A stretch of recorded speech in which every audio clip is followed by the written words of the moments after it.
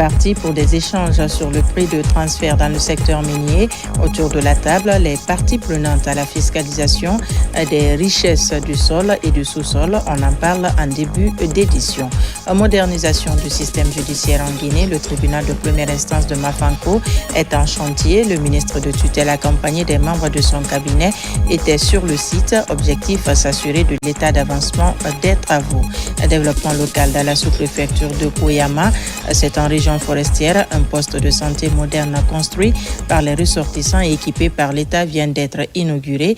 Et l'infrastructure répond aux sollicitations des populations.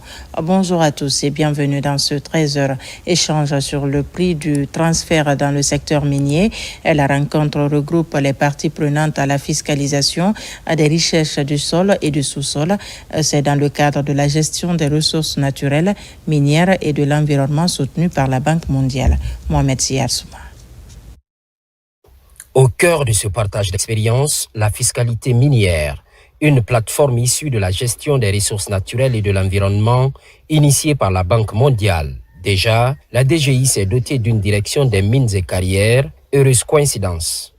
Il s'agit non seulement de consolider notre maîtrise du prix de référence de la bauxite, mais aussi d'anticiper les défis fiscaux inédits posés par les méga-projets au premier rang, lesquels figure le projet structurant Simandou. Je salue avec enthousiasme cette synergie interinstitutionnelle qui est la clé de voûte d'une lutte efficace contre la fraude fiscale. Le projet encourage le renforcement de capacités sur le prix des transferts dans le secteur minier, un ensemble de transactions de biens et de services entre des entreprises relevant d'une même multinationale. Il est attendu que les participants disposent d'outils d'analyse des risques fiscaux liés au prix de transfert dans le secteur, disposent d'une bonne maîtrise du dispositif du prix de référence de la bauxite et des outils de calcul y afférents, comprennent les enjeux fiscaux des nouveaux projets de minerais de fer, marché et prix international du fer, rôle de l'infrastructure, de transport et de sous-traitants, etc. C'est pour éviter l'évasion fiscale, donc la perte de ressources financières. La Guinée se veut avant-gardiste en tant que pays producteur de ressources naturelles. Au centre de ce dispositif, le ministère du Budget, à travers la Direction générale des impôts.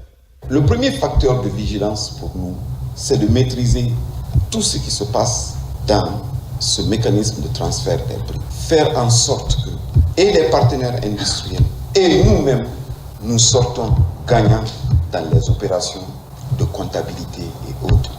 Cette session est l'un des résultats de la récente mission de l'équipe du ministre Fassinet aux États-Unis. Elle se fixe pour défi l'harmonisation des différentes interventions profitables aux caisses de l'État.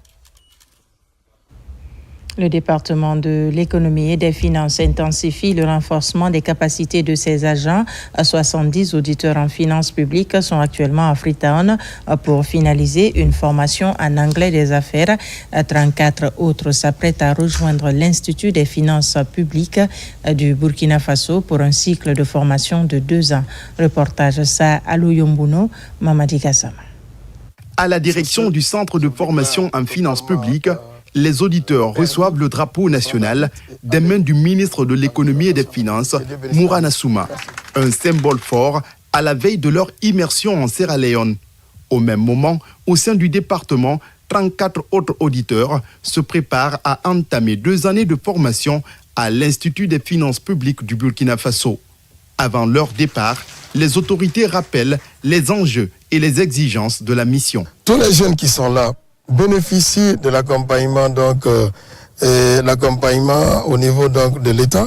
Cela suggère une certaine discipline, cela suggère une certaine présence, cela suggère un sens élevé de responsabilité et de citoyenneté. C'est une dynamique que nous avons déclenchée, que nous allons continuer dans les années à venir pour doter la Guinée, doter les administrations financières de cadres compétents à vue de contribuer efficacement aux différentes réformes économiques et financières. Ces voyages s'inscrivent dans une dynamique de remise à niveau de nos cadres afin de les rendre plus compétitifs dans un environnement des affaires. Nous prenons l'engagement solennel au nom des collègues ici présents que nous ferons tout ce qui est nécessaire pour parler l'anglais avant de revenir, afin de vous accompagner auprès des partenaires techniques dans les négociations. Nous partons comme des soldats de la République à la conquête des compétences stratégiques, des savoirs techniques et des pratiques innovantes qui serviront non seulement à notre épanouissement professionnel,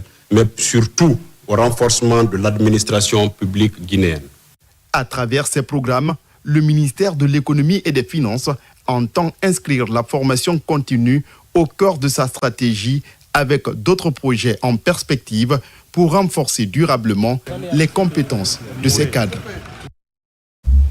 Dédicace d'un livre à vocation didactique, Mamadi Fatoumata Keïta ambitionne par ce livre intitulé « Mes premiers cours d'économie » de faciliter l'apprentissage de l'économie politique et de renforcer le niveau de compréhension aussi bien chez les enseignants que chez les élèves en Guinée. Pascaline Yomalo, Maïmouna Bella Diallo pour les détails. Mes premiers cours d'économie politique est un ouvrage pédagogique de Mamadi Fatoumata Keïta, une première en Guinée, édité à la maison Harmattan Guinée. L'auteur explique avoir écrit ce livre pour rendre l'économie politique accessible au plus grand nombre. Dans le programme, le cours d'économie est enseigné aux élèves du lycée, la 11e, la 12e et la terminale. Mais pendant tout ce temps, moi, je n'avais pas rencontré de documents et difficilement on préparait les cours. Et les élèves aussi n'avaient pas de documents pour se référer et renforcer les compétences que les professeurs leur donnaient en classe. Donc moi, je me suis dit, puisque je suis déjà économiste, j'ai eu aussi la chance d'aller en France pour les études à travers le ministère de l'Économie et des Finances dans un concours organisé pour les finances publiques. Et du retour, je me suis dit, pourquoi ne pas mettre mes compétences, mes expériences dans un document pour permettre de faciliter l'enseignement. Destiné aux élèves et aux enseignants, le manuel présente de manière simple les notions clés de l'économie politique, notamment le marché, les prix, la monnaie, la banque, le budget de l'État, la croissance, le développement et le chômage. À travers cet ouvrage, l'auteur interpelle la jeunesse guinéenne sur l'importance de comprendre les réalités économiques. C'est un livre de 235 pages avec 165 exercices et 81 questions à choix multiples. Ça découpe tout le programme. Après chaque leçon, il y a des exercices de reformulation et aussi des QCM qui sont dans le document. Les autorités de l'éducation saluent la parution de ce livre qu'ils considèrent comme un outil utile pour renforcer les capacités des enseignants et améliorer le niveau des élèves. Je crie haut et fort que Mamadi Keïta a apporté quelque chose. Les recherches vont être facilitées. Tu sais ce qu'un enseignant fait avant de donner un cours? Il fait beaucoup de recherches. Donc les recherches que lui il a eu à faire sur 15 ans, 20 ans, c'est ce qu'il a regroupé là. C'est lui là ce livre. Et il a le programme guinéen, il n'a pas beaucoup d'efforts à fournir. La séance de dédicace a réuni un public varié, composé notamment de lecteurs et de proches de l'auteur, marquant une rencontre réussie autour des enjeux économiques et sociaux du pays. C'est un reportage rendu en studio par Marie-Angélique Bangora. Et puis l'agence guinéenne d'évaluation environnementale visite Kamsari Sangaridi. La délégation tente de constater de visu les programmes de réhabilitation des entreprises comme la CBG dans les zones dégradées par ses activités. Une mission qui exige des corrections sur les impacts environnementaux, sociaux significatifs, conformément au code minier, environnemental et aux normes internationales. Le point avec Abdul Karim Kamara. Dans la cité industrielle de Kamsar, cette zone de mangrove est appelée Torabora. Pendant plusieurs années, elle a été détruite par l'action anthropique des riverains. En mission de contrôle et de suivi, l'agence guinéenne d'évaluation environnementale arrive sur les lieux. Constat: autour de ce bras de mer, avec des palétuviers rouges, 5 hectares sont reboisés depuis 2018 par la CBG. L'endroit est aujourd'hui une véritable sentinelle de la biodiversité. Des entretiens ont aussi lieu entre les deux parties sur la conformité et l'efficacité des programmes de réhabilitation de l'entreprise selon des critères. Un programme essentiel qui est là est la restauration des habitats critiques, tels que les galeries forestières, les têtes de sources, les corridors de déplacement des chimpanzés, ainsi que les habitats fauniques. Elle restaure aussi les habitats naturels et les habitats modifiés. Après Kamsar, la même mission de l'agence guinéenne d'évaluation environnementale arrive sur le plateau latéritique de Sangarédi. Là aussi, l'audit porte sur des éléments comme l'état d'avancement des travaux de réhabilitation ou encore l'identification des non-conformités et risques résiduels. Au bord du fleuve Kogon existent 5 pépinières d'espèces locales et exotiques. Ces sites-là sont cartographiés avec le département de la topographie. Et une fois que ces sites-là sont cartographiés, nous, on donne cette cartographie-là pour des fins du suivi ou du respect de la procédure de la réhabilitation. Dans la localité de Silidara, la mission confère avec les communautés des 13 villages riverains des sites reboisés. Objectif, connaître leur collaboration avec la CBG et leur implication dans ce programme de réhabilitation. Il y a des aspects à améliorer sur le travail qui est fait par la CBG. La première recommandation, c'est de faire la mise à jour du plan et de soumettre ça au ministère pour validation. Et ensuite, dans le suivi, nous insisterons beaucoup sur l'utilisation des essences locales, les espèces de plantes locales qui ont beaucoup plus de valeur pour nos communautés et comparé aux plantes exhaustives qui sont introduites et qui sont aussi utilisées souvent dans les programmes de réhabilitation. De 1991 à nos jours, la CBG a reboisé volontairement 47 hectares sur des sites détruits par les riverains et 3002 hectares reboisés dans les zones d'exploitation de l'entreprise à Sangarédi. Je vous le disais dans les titres, le ministre de la Justice et des Droits de l'Homme a effectué une visite de terrain sur le chantier du tribunal de première instance de Mafanko. Cette démarche vise à s'assurer de l'état d'avancement des travaux de cette infrastructure destinée à renforcer les capacités de l'administration judiciaire, des actions qui s'inscrivent dans le cadre de la modernisation du système judiciaire en Guinée. Compte rendu, Aboubakar Amikamara, Tierno Younoussaba. Le ministre de la Justice et des Droits de l'Homme, en compagnie de son cabinet, s'est rendu sur le chantier du tribunal de première instance de Mafanko. Objectif, s'enquérir de l'état d'avancement des travaux de ce palais de justice. La réalisation de cette infrastructure s'inscrit dans le cadre de la modernisation de l'administration publique et pénitentiaire visant à améliorer les conditions de travail du personnel de justice. Il s'agit de suivre de très près l'évolution des différentes infrastructures judiciaires en cours, soit en construction comme Mafanko, en rénovation ou en entretien par ailleurs. La vision de son Excellence, Monsieur le Président élu de la République, Monsieur Mamadi Doumbouya, est une vision de résultat. Il marque son empreinte de façon durable par des actes conséquents comme celui que nous sommes en train de voir aujourd'hui. Ce bâtiment composé de 40 bureaux et de 5 salles de réunion sera doté de toutes les commodités répondant aux exigences du moment, ce qui va contribuer à l'accélération dans le traitement des dossiers judiciaires et de mieux répondre aux besoins des justiciables. Il s'agit d'un tribunal qui est composé de 40 bureaux, de 5 salles de réunion, des cabines de toilettes. L'exercice des suivis rapprochés pour pouvoir s'enquérir de l'évolution des différents chantiers. Le bâtiment a vraiment évolué. Nous sommes sur les travaux de finition à date. Donc nous espérons que dans un délai raisonnable, nous pourrons mettre ce bijou à la disposition du ministère de la Justice. En plus de ce chantier dont les travaux sont estimés à près de 40%, plusieurs autres infrastructures judiciaires et pénitentiaires sont réalisées ou en cours de réalisation à travers le pays.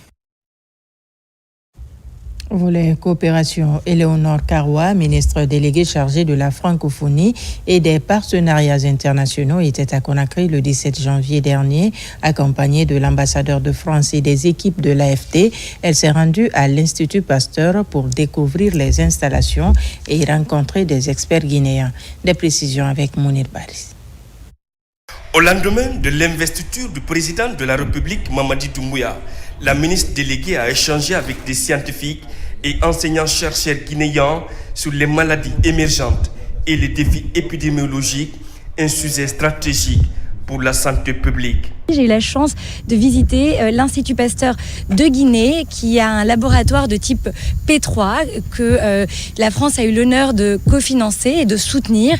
J'ai aussi pu m'entretenir avec des chercheurs, avec des scientifiques, avec des membres des équipes de l'AFD, l'Agence française de développement et différentes équipes de l'équipe France qui soutiennent ici en Guinée la construction de 4 hôpitaux dans l'intérieur du pays qui soutiennent aussi la recherche fondamentale, la recherche qui permet de détecter des épidémies et qui partage aussi ces résultats de recherche scientifique grâce à un réseau d'instituts scientifiques. Malgré le retrait des États-Unis et les contraintes financières internationales, la France reste un partenaire de choix pour la Guinée. Elle soutient des projets structurants dans la santé et la recherche, comme la construction des 4 hôpitaux régionaux dont les travaux ont déjà démarré. Et alors c'est vraiment un honneur pour moi, en tant que représentante du gouvernement français, d'être ici et de pouvoir voir le résultat de ces recherches et de ces partenariats. Partenariats qui incluent une mobilité aussi entre nos chercheurs. J'ai vu des chercheurs français qui sont ici en Guinée, notamment pour analyser la présence de virus dans les eaux usées et dans certaines populations animales et humaines. Et aussi des scientifiques, des chercheurs, des docteurs guinéens. Le 7 avril prochain, la France accueillera le sommet international One Health ou Une seule santé. Chercheurs et partenaires se réuniront pour réfléchir aux réponses aux épidémies et la mobilisation des ressources sanitaires à l'échelle mondiale. Et puis, ces dommages causés sur le pont Paul Kagame de Kagbele, des agressions qui dégradent le tablier du pont. Le ministre a visité l'ouvrage suivi d'une évaluation du niveau d'exécution des travaux de construction de la déviation Kagbele-Kouria. C'est sur la transversale numéro 12. Le constat avec Aboubakar Junior Kamara. Le pont Paul Kagame de Kagbele commence à enregistrer des actes d'agressivité portés par certains gros porteurs. Les stigmates de cet acte d'incivisme sont encore visibles sur l'ouvrage. Aussitôt rentré de l'intérieur du pays, le ministre effectue une visite avec ses équipes techniques pour constater les dégâts. Entre le carrefour giratoire et le tablier, la hauteur est de 5 mètres. Malgré l'affichage de ce chiffre, certains gros porteurs forcent le passage, même s'ils sont en surcharge. J'ai été interpellé par des citoyens sur la dégradation du pont Kagame. Donc aujourd'hui, nous sommes venus pour constater de visu ce qui se passe à Kagbele. Et nous avons, comme vous voyez, nous avons constaté des dégradations de ce pont qui est causé par les gros camions. Donc il va falloir qu'on prenne des dispositions sérieuses pour ne pas que ça s'aggrave davantage. Et surtout, ce pont, c'est un nouveau pont. Aujourd'hui, qui a un avantage qu'on ne peut pas imaginer. Mais si ça continue, ça risque vraiment d'abîmer le pont. Et c'est un gros investissement qui a été fait ici. La T12 aussi attire l'attention du ministre. Du pont Kagame jusqu'à la sortie sur Sanoya, un bref délai est donné à l'entreprise pour réaliser cette autoroute en 2x2 voies avec ses canaux d'évacuation. L'ensemble du chantier est avancé à 30%. Ça a été interrompu pendant ces 2 saisons pluies passées, faute de moyens financiers. Maintenant qu'on a eu un peu d'huile, nous sommes en train d'accélérer maintenant pour pouvoir relier le pont de Kagame au rond-point, disons au croisement de la T12 et faire la T12 Sud jusqu'à Sanoya. Nous respectons les normes d'exécution des travaux parce qu'on se réfère au cahier de charge que le ministère des Infrastructures et des Travaux publics ont donné aux entreprises. Les entreprises sont en train d'exécuter conformément à ce cahier-là. Après cette phase de sensibilisation, l'application stricte de la loi sur la protection du patrimoine routier rentre dans sa phase d'application.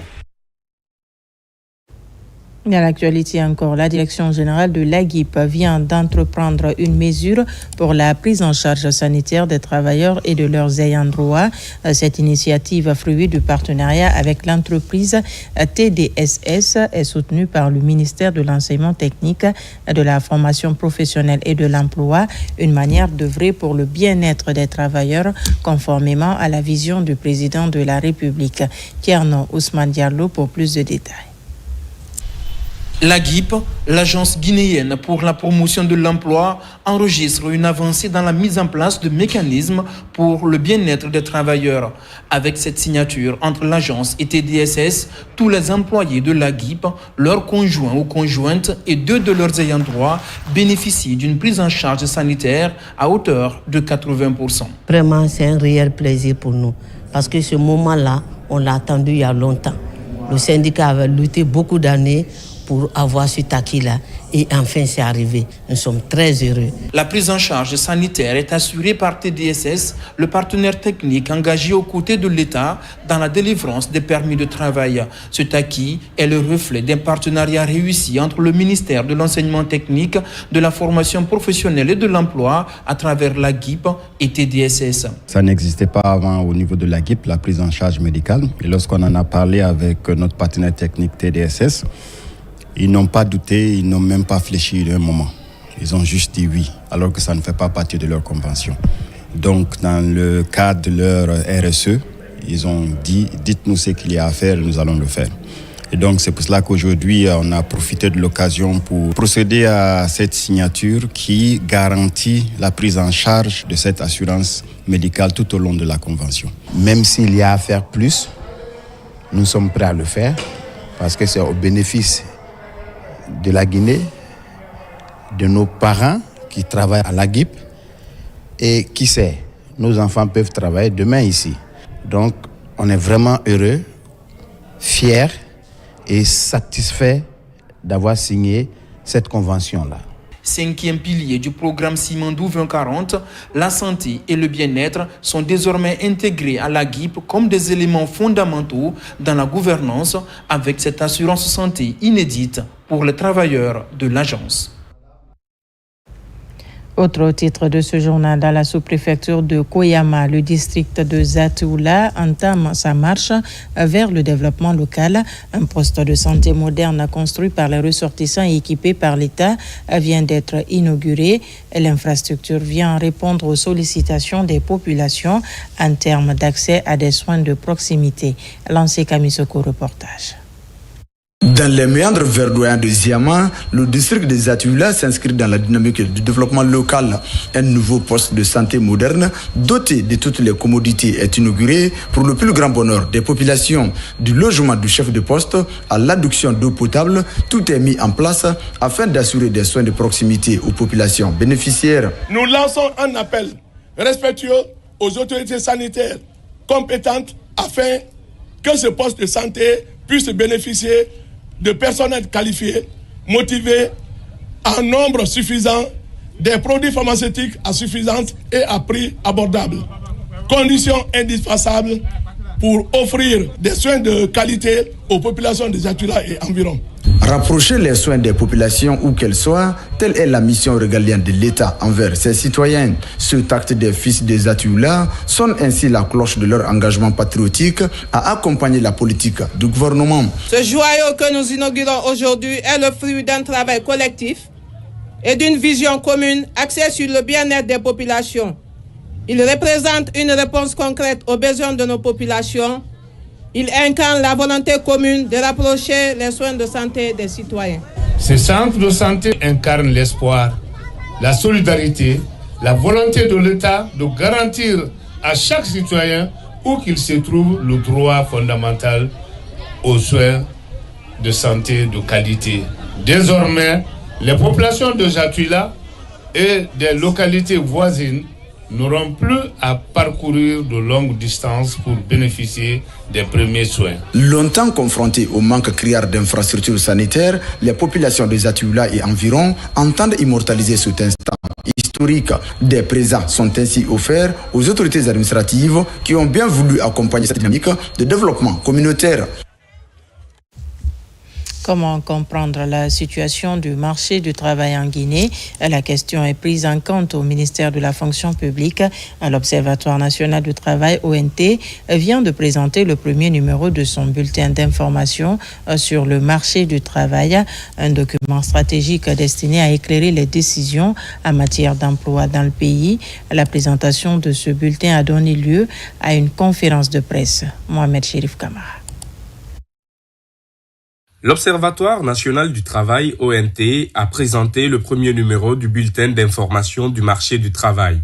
Un document stratégique qui dresse un état des lieux actualisé de l'emploi en Guinée. Le premier numéro du bulletin d'information du travail a vu le jour, où le public peut aller consulter pour retrouver des indicateurs quand même qui peuvent intéresser le public et les décideurs pour mener des actions vraiment concrètes pour améliorer la condition de vie des travailleurs et pour faire baisser le chômage dans notre pays. À travers cette publication, l'ONT ambitionne de renforcer la production et la diffusion de données fiables indispensables à l'élaboration de politiques efficaces en matière d'emploi et de formation professionnelle. Ce bulletin n'est pas simplement une publication statistique. De plus, il est le fruit d'un engagement renouvelé en faveur, comme vous le savez, de la transparence, de la connaissance et du dialogue social.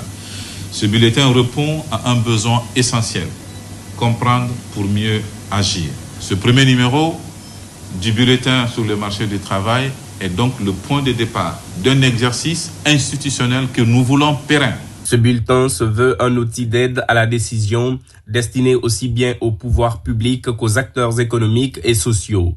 Il met en lumière les tendances du marché du travail, les secteurs pourvoyeurs d'emploi, mais aussi les défis liés au chômage et à l'inadéquation entre formation et emploi. Voilà qui met fin à ce journal. Merci de nous avoir reçus chez vous. L'actualité se poursuit sur notre site le www.rtgguinée.info. On se retrouve à 17h pour d'autres informations de la Guinée, notre paradis, terre de